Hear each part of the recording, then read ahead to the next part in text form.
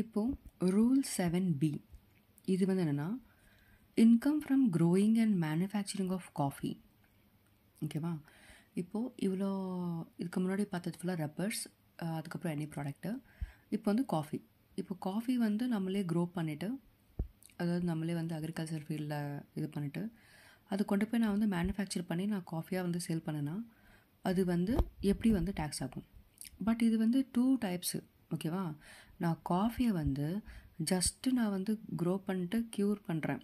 அதாவது சும்மா கல் ஏதாச்சும் இருந்துச்சுன்னா அதை மட்டும் நான் வந்து எடுத்துகிட்டு நான் வந்து என்னென்னா, ஆனால் நான் வந்து எங்கே இருக்கேன், இந்தியாவிலேருந்து இந்த பிஸ்னஸ் நான் வந்து பண்ணுறேன். அப்படி இல்லை, அதே மாதிரி just grown and cured by seller in India அப்படின்னா அதுக்கு வந்து எப்படி வந்து அந்த வர்ற ப்ராஃபிட் வந்து பிஸ்னஸ்க்கும் அக்ரிகல்ச்சருக்கும் எப்படி செக்ரிகேட் பண்ணுவாங்க அதை பார்க்கணும். இல்லைனா grown, cured, roasted and grounded by seller in India with or without mixing chicory or other flavoring ingredients. Suppose இப்போது ஒரு காஃபிக்கு வந்து நம்ம பார்த்தோன்னா இது வந்து பட்டர்ஸ்காட்ச் காஃபி அப்படி சொல்கிறோம். ஸோ அந்த மாதிரி ஃப்ளேவர்ஸ் ஆட் பண்ணுவாங்க ஒரு காஃபிக்கும். இப்போ நார்மலாக வந்து க்ரோ பண்ணிட்டு அதை க்யூர் பண்ணிட்டு சேல் பண்ணாங்க, எந்த எக்ஸ்ட்ரா எதுவும் பண்ணாமல் ரொம்ப ஹை ப்ராசஸ் போகாமல் சும்மா க்ரோ பண்ணாங்கன்னா செல் பண்ணாங்கன்னா அது வந்து பிஸ்னஸ்க்கு வந்து எப்படி எவ்வளோ பர்சன்டேஜ், அக்ரிகல்ச்சருக்கு வந்து எப்படி எவ்வளோ பர்சன்டேஜ்னு ஒன்று இருக்குது. பட் இது வந்து என்னென்னா கொஞ்சம் ப்ராசஸ் அந்த இதுக்கு அப்புறமேட்டும் கொஞ்சம் ஃபர்தராக ப்ராசஸ் பண்ணுறாங்க. ஓகேவா?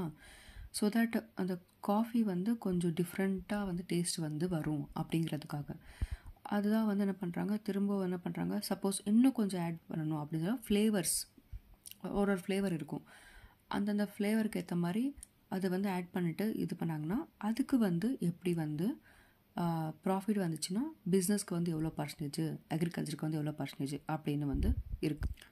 எக்ஸாம்பிள் இப்போ குங்குமப்பூ காஃபி அதுவும் இருக்குது. ஓகேவா?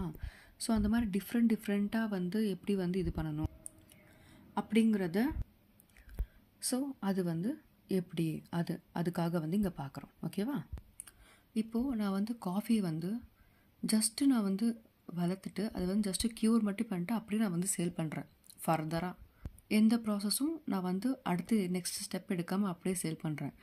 அப்படின்னா எனக்கு வந்து எவ்வளோ ப்ராஃபிட் வருமோ அந்த ப்ராஃபிட்லேருந்து 25% வந்து பிஸ்னஸ் இன்கம்மாக நான் வந்து எடுத்துக்கணும். அது எங்கே டேக்ஸ் ஆகும்னா profits and gains from business and ப்ரொஃபஷனில் போய் டேக்ஸ் ஆயிரும். அதாவது பேலன்ஸ் 75% வந்து அக்ரிகல்ச்சரல் இன்கமாக நான் வந்து கன்சிடர் பண்ணிக்கணும். அது வந்து எக்ஸம்ட் ஆயிரும். ஓகேவா? காஃபி வந்து ஜஸ்ட்டு க்ரோ பண்ணிட்டு அது மட்டும் க்யூர் மட்டும் பண்ணினா வர்ற ப்ராஃபிட் வந்து இப்படி செக்ரிகேட் பண்ணிக்கணும். அதே இது நான் என்ன பண்ணுறேன், காஃபியை க்ரோ பண்ணிவிட்டு அதுக்கப்புறம் இன்னும் ப்ராசஸ் கொஞ்சம் என்ன பண்ணுறேன்னா க்யூர்ட், ரோஸ்டட் அண்ட் கிரவுண்டட், அப்புறக்கப்புறம் அந்த ஃப்ளேவர்ஸில் ஆட் பண்ணுவாங்களே, சிக்கரியில் ஆட் பண்ணிவிட்டு அந்த மாதிரி இன்க்ரீடியன்ஸ் நான் இன்னும் எக்ஸ்ட்ராவாக ஆட் பண்ணி ஃப்ளேவர்ஸ் கொண்டு வரேன். அப்படிங்கிறப்போ அதுக்கு வந்து ப்ராஃபிட் வந்தால் எப்படி செக்ரிகேட் பண்ணணும்னா 40% வந்து பிஸ்னஸ்க்கு நீங்கள் வந்து எடுத்துக்கணும். பேலன்ஸ் 60% வந்து நீங்கள் வந்து அக்ரிகல்ச்சர் இன்கமாக எடுத்துக்கணும். அது வந்து எக்ஸம்ட் ஆயிரும். இது வந்து என்ன ஆகும்னா டேக்ஸபிள் ஆயிரும். பிஜிபிபியில் இப்போ போய் டேக்ஸபிள் ஆயிரும். ஓகே? அதாவது profits and gains from business or profession. ஓகேவா? பிஸ்னஸ் இன்கம் வந்து அதில் அந்த ஹெட்டில் போய் டேக்ஸ் ஆகிக்கும். அவ்வளோதான், வேறு ஒன்றுமே இல்லை. சிம்பிளாக ஞாபகம் வச்சுக்கோங்க. நார்மலாக ஒரு காஃபி ரொம்ப ப்ராசஸ் போகலைன்னா 25-75, அதுவே ரொம்ப ப்ராசஸ் பண்ணாங்கன்னா 40-60 அந்த பேசிஸில் அதை செக்ரிகேட் பண்ணிக்கணும். ஓகேவா?